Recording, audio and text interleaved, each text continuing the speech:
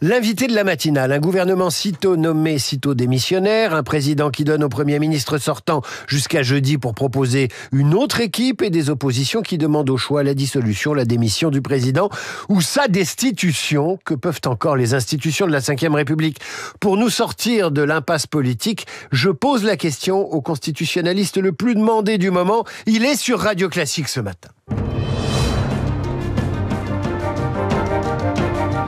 Benjamin Morel, bonjour. Bonjour. Mais c'est la vérité que vous êtes très demandé. Vous avez failli pas venir ce matin tellement vous aviez un agenda surchargé. En politique, comme en sciences naturelles ou en sciences physiques, les mêmes causes produisent-elles les mêmes effets, Benjamin Morel? Puisqu'on parle des prix Nobel de physique et autres, je vous pose cette question comme ça.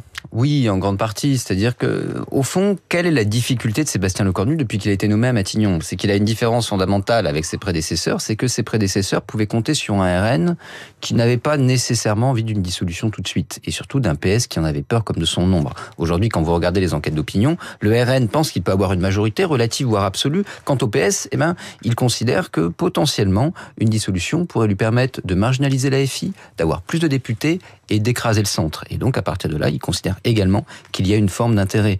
Et donc, tant que vous n'avez pas résolu cette situation où les deux anciennes routes de secours de la majorité semblent aujourd'hui partir dans deux directions différentes, mais qui vont tout droit vers la dissolution, au fond, toute mission à Matignon apparaît étant un peu comme une mission impossible. Guillaume Tabar évoquait le facteur temps. C'est intéressant, le facteur temps. Au lieu d'éroder la résistance des oppositions, il contribue à leur agacement et leur radicalisation. En tout cas, ça contribue à faire bas les masques. Le RN avait peut-être intérêt à laisser traîner un petit peu, mais dès le moment où on rentre dans une forme de crescendo dans la crise, il doit, je dirais, se positionner au diapason de son électorat qui demande une dissolution. Alors après, le facteur temps est considéré sans doute à l'Élysée comme malgré tout pouvant faire changer quelque peu la conjoncture. Prenons par exemple quelques enquêtes qui sont parues ce week-end qui montraient que certes le Parti socialiste pouvait avoir plus de députés, mais qu'il y avait quelques têtes d'affiche du PS qui, elles, pouvaient tomber en cas de législative. Est-ce que ça peut faire bouger les lignes internes? Est-ce que tout d'un coup, la peur de la dissolution, brandie, qui aujourd'hui apparaît comme une menace exercée par Emmanuel Macron, peut-elle faire bouger les lignes? C'est peu probable, mais c'est pas tout à fait impossible. En tout cas, dans le cas de Sébastien Lecornu, c'est un peu tout ce qui reste. On a déjà vu sous la Ve République, Benjamin Morel, ou sous la 4e, un Premier ministre démissionné, puis immédiatement mandaté pour revoir sa copie ministérielle. C'est déjà arrivé, ça? Alors qu'on prenne des premiers ministres démissionnaires et qu'on les renomme à Matignon, oui, c'est déjà arrivé, mais souvent c'est parce qu'il y avait eu un couac dans la composition d'un gouvernement rapidement sous la 4e, ou surtout parce que, coup d'autorité du général de Gaulle quand il renomme Pompidou. Néanmoins, ici, on est face à une situation qui est une situation bien plus complexe. On a un Sébastien Lecornu qui clairement n'a pas de majorité potentielle et est même devenu relativement allergisant pour certains dans son ex-majorité, notamment pour Bruno Retailleau. Je reviens pas sur le psychodrame Bruno Le Maire qui a été abondamment commenté hier. Dans ce cadre-là, est-ce que c'était la bonne personne? Est-ce que 48 heures, c'est pas trop court? Probablement. Donc on voit que cette mission, c'est quand même une mission assez impossible qui lui est confiée et que s'il y parvient, il aura quand même réalisé le 13e travaux d'Hercule. Benjamin Morel, vous n'êtes plus maître de conférence à Paris 2, vous êtes conseiller du Premier ministre, conseiller politique. Quels sont les scénarios qui s'offrent à Sébastien Lecornu pour sortir de l'impasse d'ici jeudi? Écoutez, sincèrement, c'est un peu compliqué aujourd'hui. Je pense que je pourrais rivaliser avec Donald Trump pour le prix Nobel de la paix si jamais j'arrivais à trouver cette sortie de crise. Si jamais vous parvenez à recomposer le socle commun, et ce socle commun aujourd'hui peut avoir un intérêt objectif à éviter une dissolution parce que le centre serait la première victime d'une dissolution. Le centre au sens large, les macronistes, mais également sans doute en partie des LR. À ce moment-là, vous pouvez potentiellement lorgner du côté des socialistes qui sont les seuls qui peuvent avoir intérêt à laisser vivre. Dès lors, envoyer un Premier ministre de gauche à Matignon qui pourrait avoir le soutien, sans parler des Républicains, mais à minima d'Horizon, du Modem et de Renaissance, peut-être avec le soutien des Verts et des communistes, est peut-être la seule voie pour tenter de faire durer. Mais on va être tout à fait franc, une telle hypothèse, ça peut durer quelques mois. Dans le meilleur des cas, ça fait passer un budget, ça n'arrive pas jusqu'en 2027. Emmanuel Macron a indiqué hier que si Sébastien Lecornu ne parvenait pas à composer un gouvernement, ou en tout cas une plateforme, comme il l'a dit, lui, président, prendrait ses responsabilités.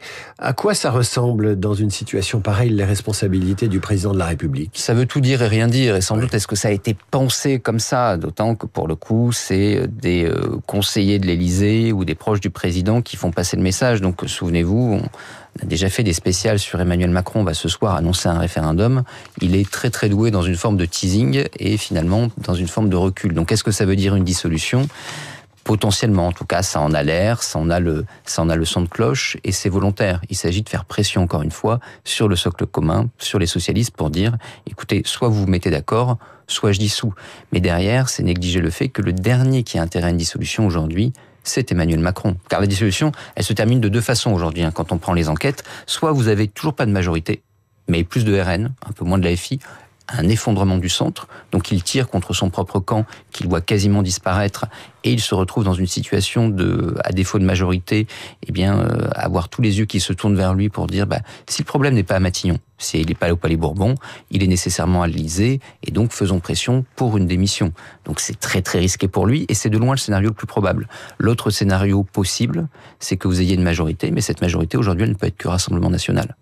Et donc, ce faisant, vous vous retrouvez en cohabitation avec Jordan Bardella, ce qui n'est peut-être pas la meilleure façon pour Emmanuel Macron de terminer son quinquennat. La dissolution nous ramènerait, si je vous ai bien compris, à la tripolarisation. En fait, la tripolarisation de la vie politique française, c'est l'élément de blocage principal de cette affaire. C'est le point fondamental, c'est-à-dire que on en a déjà parlé sur votre antenne, mais le mode de scrutin majoritaire à deux tours ne produit pas de majorité. Il n'en a jamais produit sous la Troisième République. Il ne produit de majorité que quand vous avez une bipolarisation de la vie politique. Aujourd'hui, cette bipolarisation, elle semble enterrée. Vous avez un groupe politique, un bloc politique qui a une bonne géographie électorale, qui est le RN, ce qui lui permet de viser, d'espérer une majorité absolue. Mais pour les autres, aujourd'hui, il faut en faire le deuil. Et dans ce cadre-là, si vous avez une dissolution demain, ça ne produit pas plus de majorité a priori. Et si jamais vous avez une sclérose de la vie politique, pas seulement parce que les femmes et les hommes politiques sont dans une logique extrêmement, binaire et restreinte, mais parce que leurs électorats ne veulent pas de cette alliance. C'est-à-dire que quand vous avez des LR qui aujourd'hui sont en défiance vis-à-vis du gouvernement, ils suivent leurs électeurs.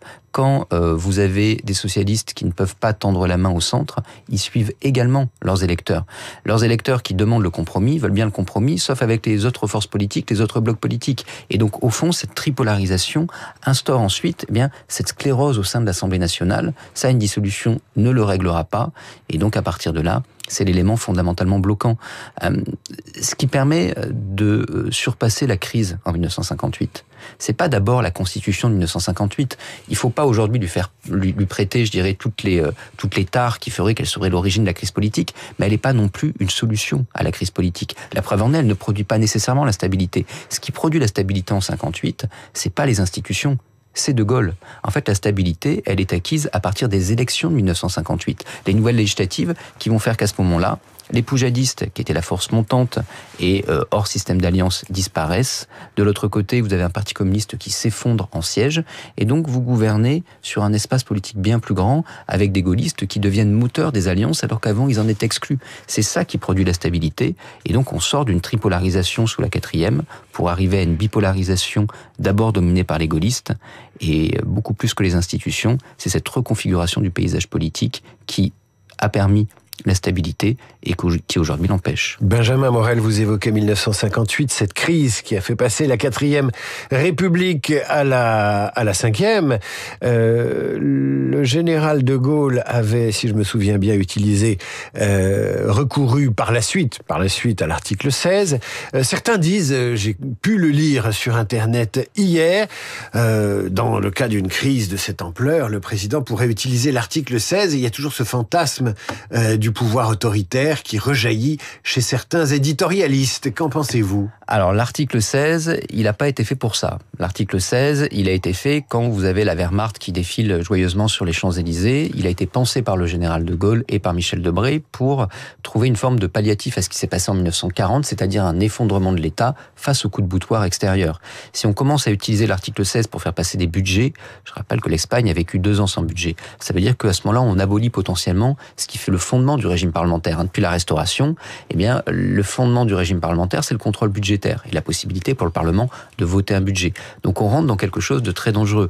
Après, juridiquement, je suis contraint de vous dire que le seul qui peut évaluer les conditions de déclenchement de l'article 16, c'est le président de la République. D'un point de vue formel, il y a très peu de choses à faire. Vous vous réveillez un matin, vous regardez Nemo a l'air d'accord, et donc ensuite... Nemo, c'est le chien du président. C'est le chien du président. Ensuite, vous consultez Gérard Larcher ou Yelbrand Pivet. La dernière fois, il a suffi d'un SMS ou d'un coup de fil aux deux pour que ça vaille consultation. Sébastien Lecornu fut-il démissionnaire. Vous faites une allocution aux Français par voie de crieur public ou par voie télévisuelle, et à ce moment-là, eh bien, vous pouvez déclencher l'article 16. Le président est le seul pour évaluer les conditions d'entrée dans l'article, et le seul qui peut évaluer les conditions de sortie dans l'article. Il y a juste un avis optionnel du Conseil constitutionnel au bout de 30 jours, obligatoire au bout de 60 jours, mais comprenez bien que ça n'a pas été fait pour ça, et que si on rentre dans ce type de logique, on ouvre une faille vers l'illibéralisme qui est très fort, et derrière, c'est à la fois nos institutions et la démocratie qu'on fragilise. On n'en est pas encore là, mais nous sommes écoutés, Benjamin Morel, par de nombreux acteurs économiques, et c'est important que la France ait un budget. Est-ce que malgré tout ça, malgré l'instabilité, la France peut quand même avoir un budget, quitte à ce que ce ne soit pas le budget de rigueur ou d'économie rêvé par François Bayrou? Alors, on a un souci de calendrier. C'est-à-dire que théoriquement, si on veut respecter les 70 jours avant le 31 décembre qui permettent d'avoir pour le gouvernement un certain nombre d'outils qui lui permettraient de faire passer un budget quoi qu'il arrive, il faudrait déposer le budget avant le 13 octobre. Autant vous dire qu'on n'y est pas. Parce qu'il n'est pas certain qu'on ait ne serait-ce qu'un gouvernement et un Premier ministre le 13 octobre. Donc ça veut dire qu'on se prive quand même de ressources. Ça veut dire qu'on va assez probablement, sauf à ce qu'il y ait une majorité absolue d'ici là, très peu probable, on va probablement vers le déclenchement des lois spéciales. Vous vous souvenez, les lois spéciales, on avait eu ça l'année dernière. Les lois spéciales, c'est ce qui vous permet de reporter votre budget par 12e. Ça peut paraître relativement, je dirais, pratique, mais il y a malgré tout de grands à côté. Avec vos lois spéciales, ça ne vous dispense pas d'adopter un budget, et 2, vous ne pouvez pas faire n'importe quoi, c'est-à-dire que vous ne reconduisez que les dépenses exceptionnelles de l'État, les dépenses qui seraient les dépenses notamment d'investissement, un certain nombre de marchés publics, tout ça ne peut pas être passé. C'est pas bon pour l'économie, parce que derrière, il y a des entreprises qui vivent de ces commandes publiques et des entreprises qui vivent des commandes de ces entreprises, et de l'autre côté, ça veut dire que il y a tout un tas de programmes, par exemple en matière d'armement, qui sont handicapés et qui sont retardés. Édouard Philippe, à l'instant, a manifesté son souhait que Emmanuel Macron annonce une élection présidentielle anticipée une fois qu'un budget sera adopté. Un commentaire? On est dans une stratégie un peu à la Pompidou, c'est-à-dire qu'il s'agit de se positionner pensant que la somme des pressions finira par obtenir d'Emmanuel Macron une présidentielle anticipée. Il avait déjà subsumé l'idée il y a à peu près un an, dans une interview, je crois, à vos confrères du Point. Je suis pas certain aujourd'hui que la démission du président de la République aide beaucoup, pour 2 raisons majeures. D'abord parce que un nouveau président, ça vous donne pas nécessairement de majorité, et donc pas forcément de gouvernement, ni de budget. Par ailleurs, si jamais un président démissionne en cours de mandat, sous la pression, ça fait un précédent qui sera peut-être lourd à porter pour ses prédécesseurs, et notamment si ce prédécesseur devait s'appeler Édouard Philippe. Benjamin Morel, merci d'avoir choisi Radio Classique ce matin malgré les très nombreuses sollicitations. J'espère que vous reviendrez, à bientôt. Merci à vous. À suivre, le rappel des titres, Charles Bonner et la revue de presse d'Hervé Gattegno et nos esprits libres aujourd'hui. Esprit libre du mardi, Cécile Cornudet et Jean-François Colosimo, Radio Classique.